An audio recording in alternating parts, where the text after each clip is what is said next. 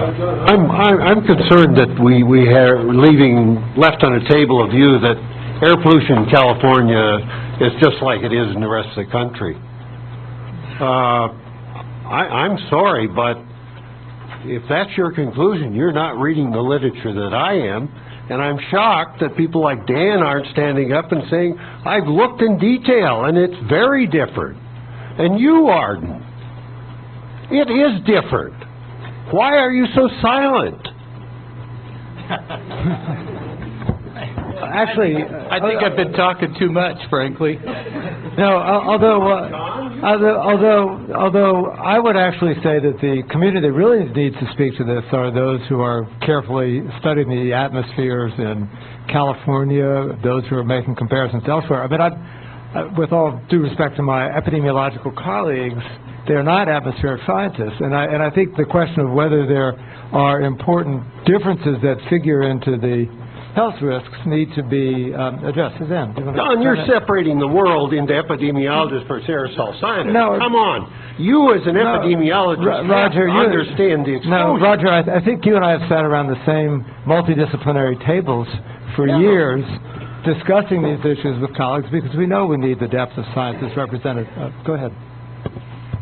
Well, I mean, I don't think that anyone would argue that any particular location is exactly like any other. There's a whole, we all know that there's a whole spectrum of pollutants that are present in different proportions in every different location.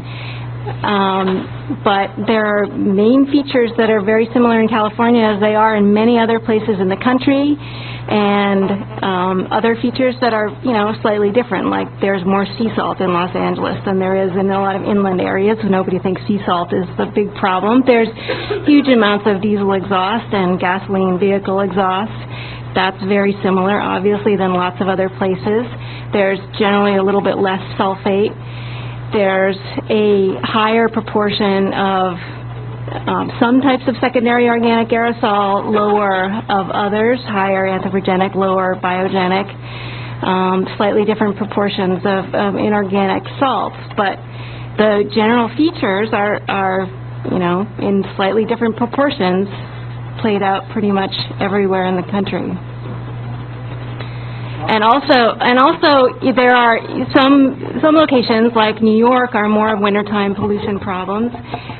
Those have somewhat more similarity with some wintertime pollution areas in California, and then the photochemical smog problems that we have in the summertime in Southern California are more similar with other parts of the country.